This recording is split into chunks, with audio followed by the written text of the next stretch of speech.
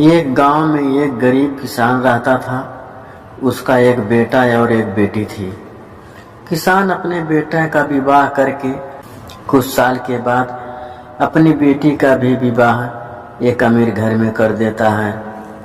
बेटी बहुत अमीर घर में गई थी। उसके घर में नौकर चाकर काम करते थे। किसान अपने दोनों बच्चों का विवाह करके इस दुनिया से चला जाता है।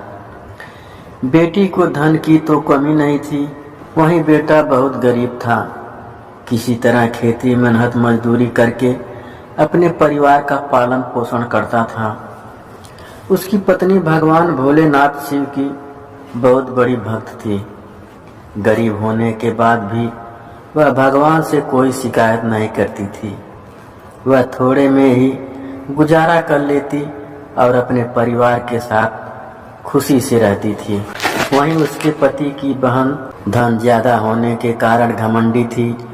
वह अपने भाई के गरीबी के कारण उससे कोई रिश्ता नहीं रखना चाहती थी। उसकी बहन धन के घमंड में इतनी चूर थी कि अपने भाई को देखना तक पसंद नहीं करती थी। समय बीतता गया और बहन के ननद की शादी पड़ी। उसने अपने भाई को बुलाया तक नहीं। किसी तरह उसके भाई को पता चला और बिना बुलाए ही बहन के घर शादी में चला गया। बहन उसको देखते ही अपने नौकरों से कहकर घर से बाहर ही लौटा देती है। भाई भूखा प्यासा रोते हुए जा रहा था। तभी रास्ते में उसको एक बूढ़ी माँ मिलती है। उन्होंने उस भाई से पूछा, बेटा क्यों रो रहे हो? इतने में वह सारी दुखदाई कहानी बताता है। बूढ़ी माता ने उसे समझाकर चुप होने को कहती है।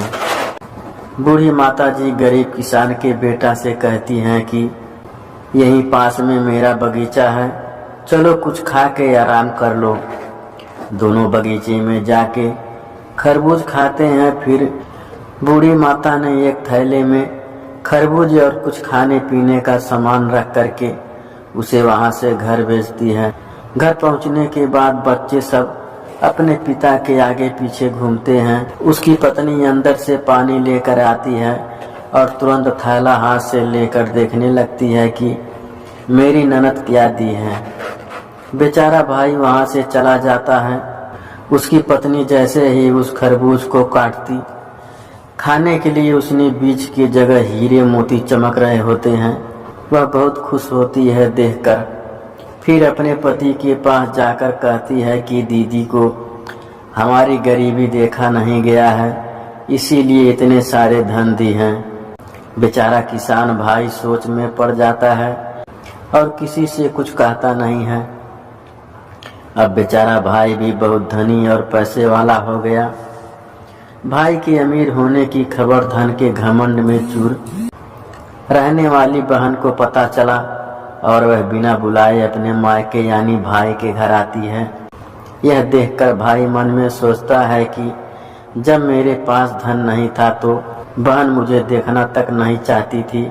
फिर भी वह और उसकी पत्नी ने उसका आदर सत्कार करते हैं। कुछ दिन के बाद बहन को ससुराल से बुलावा आया। उसके भाई और भाभी अच्छे कपड़े मिठाई कुछ उपहार देकर विदा किया। इतना सब देखकर उसकी बहन के आंखों में आंसू आ जाते हैं। उसको समझ में आ जाता है कि धन ही सब कुछ नहीं है, अच्छा स्वभाव और दिल का बड़ा होना चाहिए। इस कहानी से हमें क्या शिक्षा मिलती है? इस कहानी से हमें यह सीखने को मिलता है कि हमें कभी भी किसी की गरीबी और मजबूरी का मजाक नहीं बनाना चाहिए। गरीबी के कारण किसी से रिश्ता नहीं तोड़ना चाहिए।